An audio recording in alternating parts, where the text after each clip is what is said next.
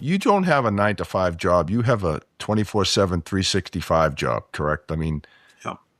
I got to believe you're thinking about this weekends, vacations, what could possibly go wrong, right? Yep. All the time. So, Joe Ross, I have a question for you, Joe. Like when you were hit with a cyber attack, and I guess that first hour is critical, and you probably had other leaders within the organization. Do you guys have like a cyber reaction group that you meet up with the different leaders of different business units within your organization and make decisions? We do. We have a security team of 5 or 6 that's what they do on prem, and then we're also a Falcon complete shop. So every server, every endpoint, if something hit us and we don't know about, I have another team on incident respond that's overlooking my internal team. We invested heavily on that because it's not about if, it's when, right? Yeah. And we think that's money well spent on that side. Luckily, we haven't had anything, but we've had some ransomware attempts, and within 2 or 3 minutes, that machine is taken offline. The blast radius is very small, and we write some rules and detection rules. I mean, we're really good at learning what people do. It's the things that we don't know that are really, and with AI, it's getting very interesting. The vibe coding and the what do they call the new slang out there now is, what do they call it? Vibe slop, right? Because I mean, I know people now that these are senior developers that full stack developers knew everything. Now you got these new junior guys writing front end applications soup to nuts in 15 minutes. They don't know how it all works, but I mean they got you a live web page with SSO. It's working. But there's a lot of security problems that we're finding out. We're using a lot of third-party, code analyzers that is just really scanning code, looking for vulnerabilities or bad methods, and we're making a pretty substantial investment in that. Yeah, to be on the proactive side of things. Well, I think would be interesting as more organizations roll out AI internally and give that AI more access to internal information. I got to imagine like the nightmare scenario is a hacker gets access to that AI, right? And now you've got this full purview. I mean, even internally, one of the things that I think about is that a lot of times people don't get access to stuff that they have access to because they don't know. They don't know they have access. They don't know where to go find it. But as soon as you make something available that they can just ask, it's like, oh yeah, absolutely. So any kind of weakness or flaw you have in your environment gets exposed. And I would just, it's frightening to think about an enterprise AI solution that has everything in it, then potentially getting exposed to the bad guys, right? And what they could do with that data. It's pretty extraordinary. Well, that's a new program, Terry, that I'm working on right now is how does AI fit in the disaster recovery plan, right? Because you look at how fast it's growing and how dependent companies are coming on it, right? Right. If I lose in 2 or 3 years, I would make an argument that the AI is going to be just as important as the identity. It's going to be running companies. So when it goes down, whatever it is, that's got to be a part of the DR plan. Businesses won't be able to run anymore without these agents and without AI. You lose this for a little while, I don't know what my accountants are going to do anymore. Right. I mean, this is how people don't Google anymore, they AI. Right? You don't realize how fast it happens and how it gets involved in your life. And then when somebody takes it away, it's going to impact the business pretty hard. Yeah. All right. So it's something I'm really trying to analyze because everything's got AI built into it. Everything, every application, from Adobe to your Copilot to your own custom stuff to in the cloud. Every product is baked into it. Early on, everybody was scared about data security. Like, where's my data? What are they doing with it? Are they, extracting our data. So people wanted to containerize it in the cloud. And that was one thing. I'm more worried about the complexity of AI. When all of a sudden somebody says it's down, I don't know if somebody built an agent that's running a business, or they have an agent that's watching their inbox that's taking tasks and doing these things, and all of a sudden it goes down. And that's it's like another application now, right? It's running a business. It's revenue impacting. What's your plan for it? How do you write the dependencies for it? How do you know where it's at? How do you DR it? How do you back that up? Well, in an organization, I'm learning. an organization your size, right? I think now you've got a handful of professional developers that do certain things to now everybody's a developer. Everybody can just start creating this stuff, right? With no understanding of how it works or awareness. It feels like it's worse than kind of the shadow IT you have from SaaS, right? But similar. That it's just AI has been propagating and it's doing all these things, and people are now dependent on it and limited, if any, visibility into what it does and how it works and what it's connected to. And I honestly don't think that anybody really, especially IT guys, we never really thought. We were always the smartest guys in the room. Right? We show up to a business unit and they're like, I want this to do this. And you're like, no, they didn't argue with you, right? Whatever you said, you're like, we don't even know what you do, guys. It's smart, whatever. Now you say no. And within about 2 minutes, you have a project plan on how it can be done from a guy that knows nothing about IT. And then you're like, wow, okay. So it's causing, AI is creating challenges for us in the room, right? I mean, you got everybody that knows a little bit about something. All you got to do is ask the question. Yeah. And people are getting pretty good at prompt engineering and using that against IT. Why can't we do this? Here you go. Here's your plan. It can be done. And that's a little scary. It's a learning curve. Because everything's being fought with data these days. Right? Yeah.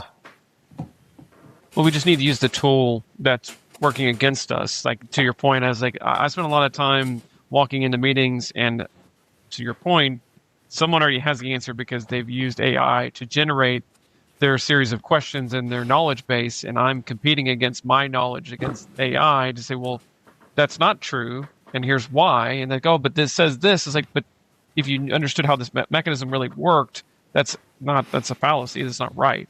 But to the other side of this is that we're talking about AI getting used on this. Why not just use AI to build your disaster recovery plan, right? Why not just feed it everything about your business and say, hey, output out my DR plan for me that encapsulates all the things that I need to know about that I don't have the time or the people to do it. And then you run through that process, right? Or basically when an event takes place, you just go and speak to the chat bot and say, hey, this just happened. Tell me what to do. Yep. I don't need to process here anymore. Just give it to me and I'll disseminate information around. To that point, that's kind of where we're headed on a lot of fronts. Yes, you still have to have technical skill sets, in our roles and things like that. But for the most part, it's like, let's take a load off of our resources by leveraging AI to solve, let's say, 80% of the problem, right? Create the documentation, create the procedures, and then we'll validate whether or not these actually work or not. And maybe there's an answer somewhere inside of that around this, because the amount of, to your point, 500 applications, you can't have 10 people, know. But if we feed all the information about those applications into this AI model, and this is saying, tell me about everything I need to know about these so that I can better manage them in a disaster recovery scenario, and then outputs out, a 50-page document for as your plan in the event of this, break glass and do these things. And then you've got to answer. So I think there's going to be some element of where we're just going to get AI is just going to become an everyday process, not just from our application front end, but just on how we operate as IT professionals. Yeah, that's right. I was thinking, you must hate AI as doctors. I don't know. I think they're pretty safe. Doctors? Well, no, because I know if I'm feeling something, I use ChatGPT and then I come up with a diagnosis and I go to my doctor and I tell him, I preempt everything. I said, look, I Googled this and ChatGPT'd it, and he just laughs, I think they have a term for that, the doctors. It used to be like WebMD, but now you can make it even worse with AI, right? You can elevate it. It's everything, though, right? I think about that with one of the things that we noticed, or I noticed, because I typically sign all the agreements with all the customers, is that in the past, the big companies, they always had attorneys, right? So every time there was an agreement, here come the red lines. Well, now all of a sudden, they're all getting red line, no matter who the customer is.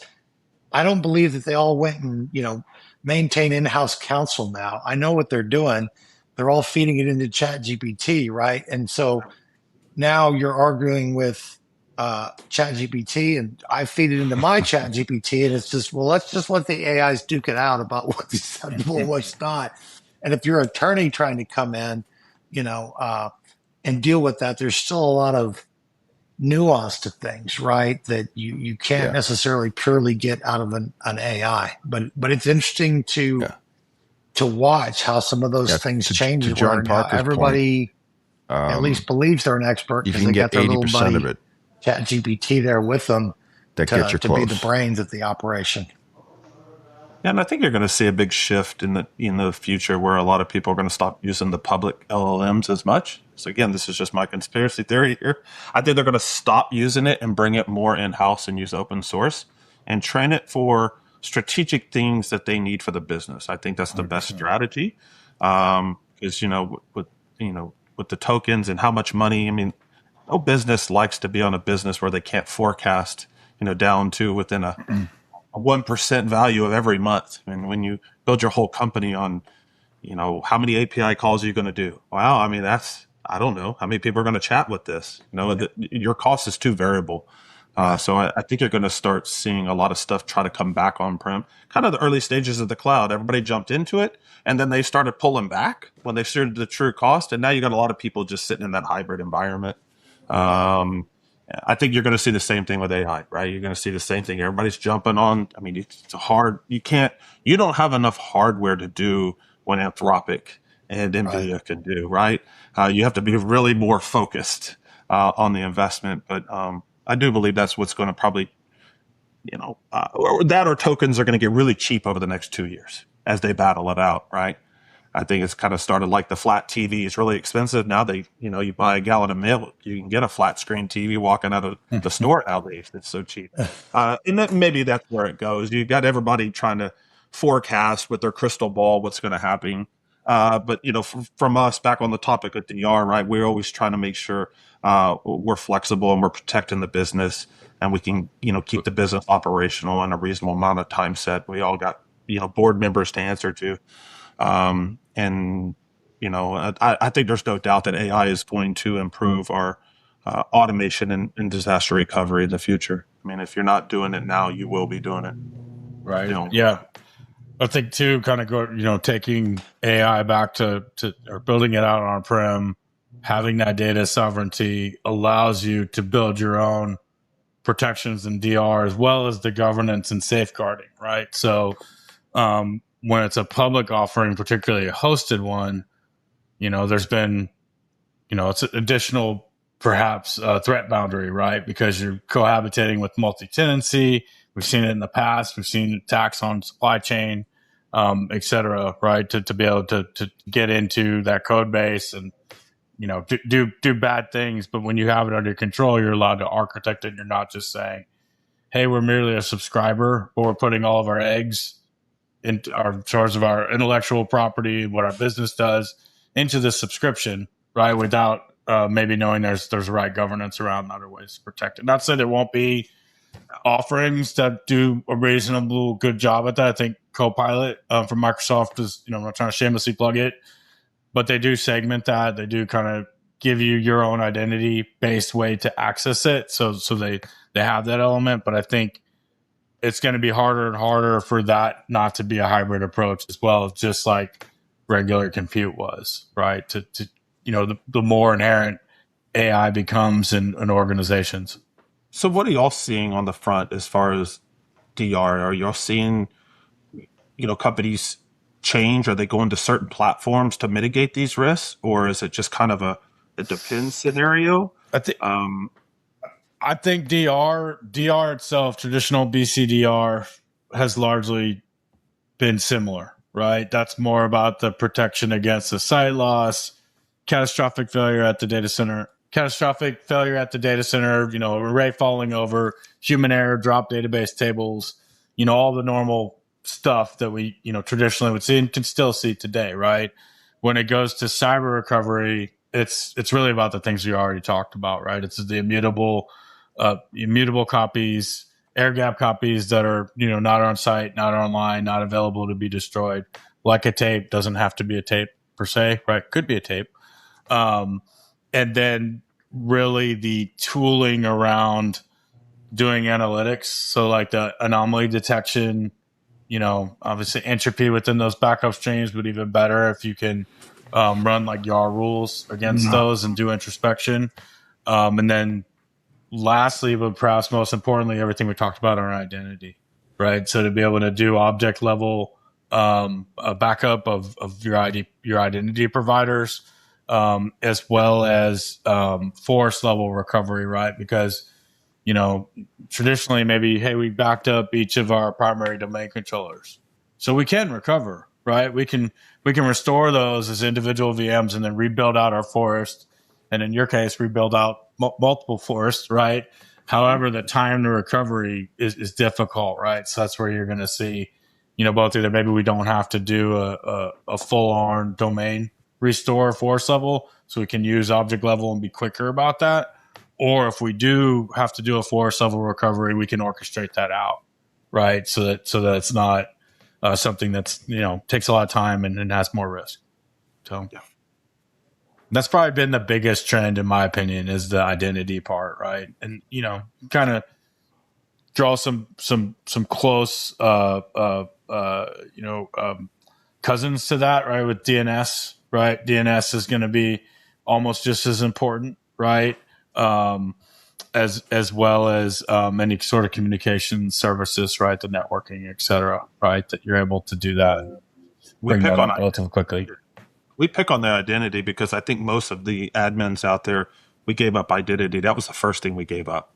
Like, we just moved all our identity to the cloud. We're like, I don't want to mess with it anymore. Yeah. And like I said, they're up 99% of the time, but it's that when it's down, it's devastating.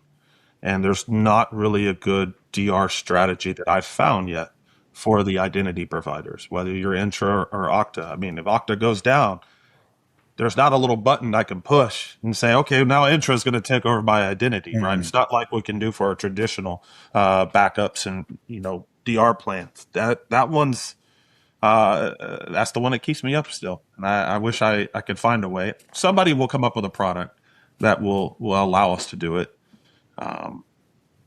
I think that's changed part of the conversation, Joe, to the point of, you're right. We gave up identity because it was easy, right? And especially when we needed to push it to the cloud because we had this mass migration of SaaS-based applications and all the stuff that we needed to have single sign-on tied to it. And only way to really do it was you either had to get a bridge identity provider, right?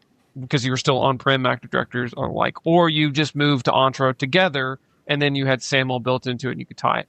But what I'm saying, at least on the security front side, is that there's kind of this, I don't know, let's say Renaissance, this retro feel of going back. It's like, did we give up too much, right? Do we need to go back to a different way and be using bridge tools, in order to provide SAML authentication, whatever it is, but our identity is still ours to own and control, so that whenever there is an event, we are the only reason why it's not back up, because we can restore it. We have it's on a hard drive in the back room. We can go pull it out and plug it back in or whatever. Right. So we're seeing some interesting conversations head that way until we get a better feel of like, what is our answer when there's a problem? And I'll pick on Microsoft because it's the big guy in the room. Like, if Microsoft has an outage, right? If they have an outage that impacts Entra, there's nothing you can do. Like, I mean, no. We all sit here as like, hey, I'm going to go have lunch now and wait until it comes back up or whatever that looks like. And there's no other answer that you can really give beyond. It's like, well, we just have to wait on the outage to be done with because it's not in our control. So again, I go back to say that we're seeing this kind of rise in a separate conversation. Was like, if we can't bring it back up, we can't own it. Have we given up too much of our control to the cloud, right, and whatever provider, and maybe we should look at a different way of doing this. And we're seeing this take place in some small subsets of what we'll call critical infrastructure areas, where it's like, hey, this cannot be down ever, and we, whatever that looks like. And so the answer to this is it's over here in its bubble, it's separate, and it's completely, and then they start building off of that same idea. So that's what I've seen, at least. I think some of those things will evolve over time too. I mean, we're already seeing Microsoft kind of come back with the idea of Microsoft 365 local and intra-local. A lot of our, more mature enterprise customers like yourself are hybrid AD already, right? They're already hybrid AD. So depending on how that's configured, right, you may have, kind of the primary source be AD local and then intra to augment it, right? And there's maybe not write back from intra, et cetera. But I think the general direction of Microsoft, I think it's going to take a while for it to play out on the horizon, is to really give you kind of the modern work intra ID in Azure, but in a localized flavor, so that you can have that sovereignty or at least protection back on prem. Now, a lot of that's going to depend on how they broker all the clients, right? Are the clients going to know to automatically point back to on-prem, or are they going to still try to go through, the Azure front door, right, to get in, right? Because that would obviously break it. But I think you're seeing, as John pointed out, kind of a trend to build in that direction. It's just, unfortunately, it's not there yet, right? That story hasn't really played out to solidify and have solutions, because you're absolutely right. I can protect intra ID all day, but I can only recover it back to intra ID.